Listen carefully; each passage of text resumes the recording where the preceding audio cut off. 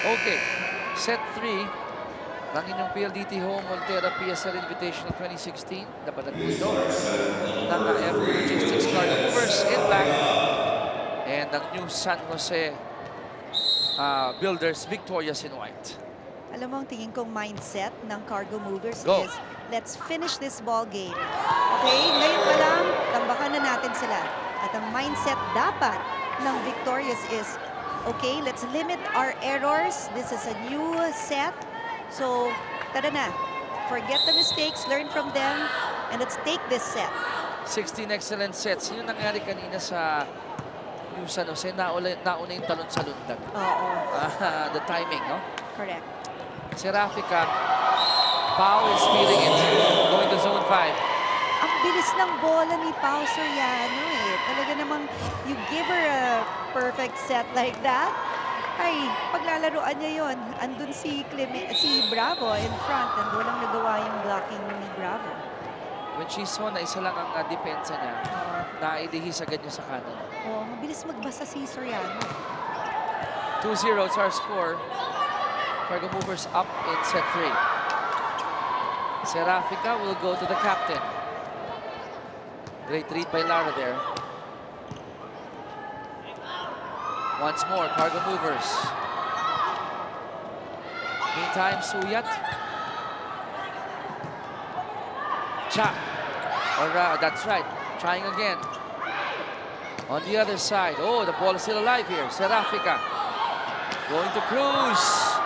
Oh, ay, nasayang effort. Yeah, dapat yung mga players closer in the front row should just get that ball. 3-0 is our score and our third member of our coverage. Carla, what do you have? Tricky and tricky. Coming into this third set, the coaching staff of the Victoria simply told them to focus on getting this set 1 point at a time. Yung maganda na napansin ko sa huddle nila, nag-uusap yung mga players to motivate each other. But let's see if that communication can translate on the court as they fight to stay alive. Balik sa inyo. Thank you, Carla. We are looking at the body language nga ng mga nasa bench, pati nasa floor. Buhay pa eh, pwede pa. And but it's a tough task ahead of them. They're down 0-2. It's so tough. That's why they have to take it 1 point at a time. Almost a misset there. Meantime, Danica going to zone 1. And even the crowd here on the right knew the power was behind that hit. Oo, may kita mo talaga yung kamay ni Danica eh. Look at that. There goes that set. Akala mo kay Pau Soriano. Hindi pala kay Danica ibibigay yung bola. And the blockers, walang nagawa. 5-0. New San Jose, they're searching for their first point in set 3. It's a free ball. Serafica to Soriano. And it's down the line there. Ang ganda panoorin ng attacks ni Pau Soriano eh. Kasi different areas, different angles. She adjusts to the blockers and she can see kung nasan yung butas sa kalaban. Ang hindi siguro masyado napansin ng tao, how Serafica set that one up. Yes. Kalmadong-kalmado, nakababa ang kamay, pagdating ng bola, tsaka siya nag-design. That's right. 7-0. Wow, they are really trying to end it here in set 3. Talking about the Cargo Movers. Serafica with the serve. And that will be the first point of New San Jose via that service error by Serafica. Now that they have a first point on the board, they have to take advantage and get some more as much as they can, as quickly as they can. One serving 7. Miscon. And I was lip reading. Si Chaco, sabi niya okay lang. They have the luxury here. Yes. So far, they have the luxury. That was a good serve from Suyat. 2 serving 7. 4 attacks and an ace. Ladies in black. Good setup by Serafica. Alam mo bakit? Ang ganda kasi ng first ball eh. 8-2 is the score. 6-point lead for the Cargo Movers here in set number 3. We'll take a quick break. We'll be right back.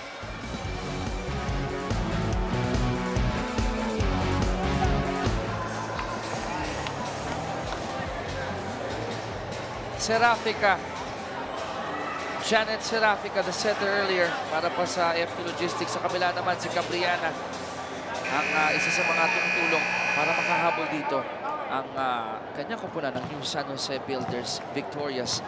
They're down here in set count 0-2. They're down as well in our third set, 2 versus the 8 of the Cargo Movers. Chiqui Reyes po ito. Kasama si Chiqui Pablo at si Carla Lizardo para po sa inyong PSL Invitational, PLDT Home Ultera PSL Invitational 2016.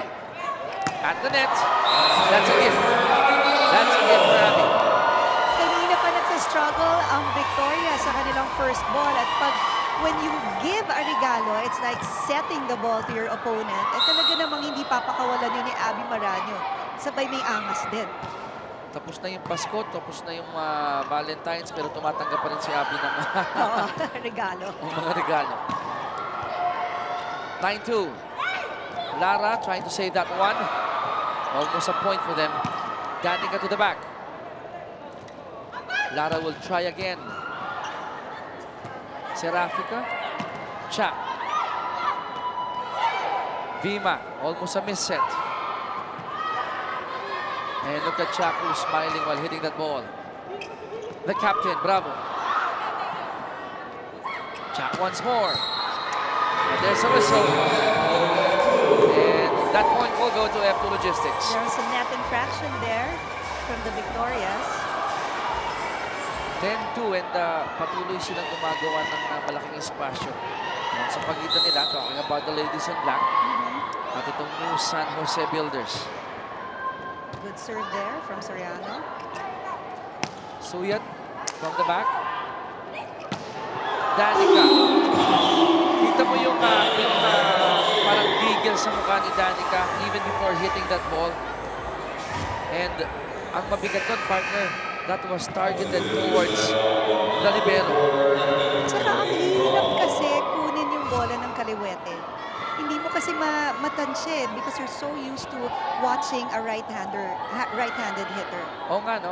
Even sa basketball, so difficult to guard the southpaw. There you go. 11-2, Lara with a hit.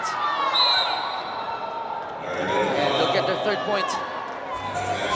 Yeah, if they can only continue getting good first ball or giving good first balls to their setters, maganda yung plays.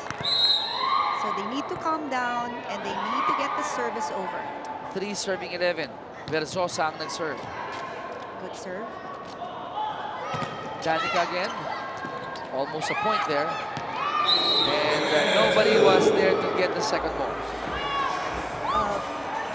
They need to communicate. Umandal needs to be, more assertive sa pagkuha ng mga bolang ganon. And I'm guessing here, partner, that Coach Ken is also trying to give minutes to the other players sapagkat kumbaga ito na yung magandang oportunidad. Sila ng minuto habang si Maraño patuloy na idinidikdik, no? Itong bola to the other side of the court. At dikdik na dikdik, lalo na kapag late yung blockers, talaga namang take advantage dun sa gap between the two blockers. Beast mode, di ba sabi niya? Yes. Sabi, kung ganito kaganda lahat ng beast, ayos na. Shaq Cruz, captain serving. Good first ball. Lara with the hit. Pau was there. Lilette. And I'll give A for effort para kay Shaira. But that was too far, too much for Cabriano. Medyo off yung position ni Suyat that time. Kaya nahirapan siyang kunin yung attack ball ng Cargo Movers. Biggest lead at 11, 14-3 in favor of the Cargo Movers. La bola, and the captain, Chuck Cruz, will serve. 5 attacks and 1 block.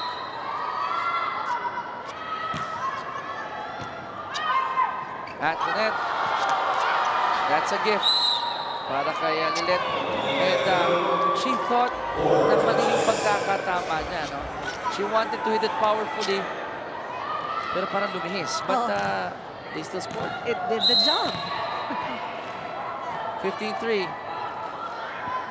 12-point lead para po sa Cargo Movers. It's back set to Lara. Billet once more. Lara ulit.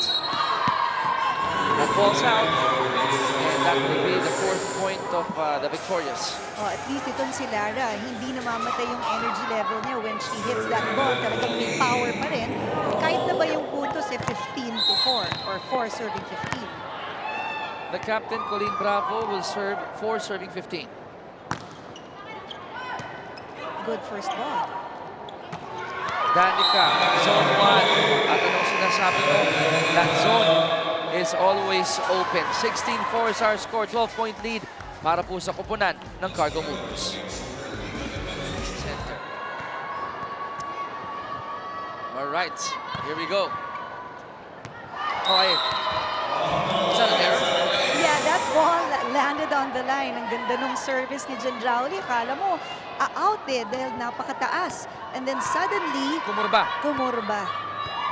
Pasok. And that brought a big smile across Danica's face. 17-4. Good first ball. Ball still alive there. Subok dito ang mga nakaputi. Serafika going to Mabayad, biting her lower lip. I was gonna say, kita mo yung mukha ni Mabayad. Talaga namang nakakagat sa lip. Del gigil. 18-4. Cargo Movers up here in set 3.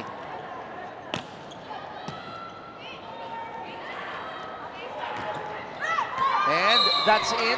Zone 6 was open. You know, at times like this, lalo na kapag tambak na yung score, kailangan talaga nagko-communicate kayo. Kahit anong pagkwentuhan nyo inside the court, just communicate. 19-4 is our score. Pinakamalaking kalamangan na ito ng Cargo Movers. We have a timeout here. At pakinggan natin ang huddle ni Coach Ken. Hindi pwedeng ganyan. Malaki pa lang bola nag-uusap na kung anong plano natin sa kabila. Naintindihan? Okay? Guys, pagkanahin ito. Hindi ko kailangan yung katawan ninyo. Katawan kayo nyo, normal na yan. Tatalo kayo, taakit kayo. Ito, kailangan ko yung quick thinking decision. Okay?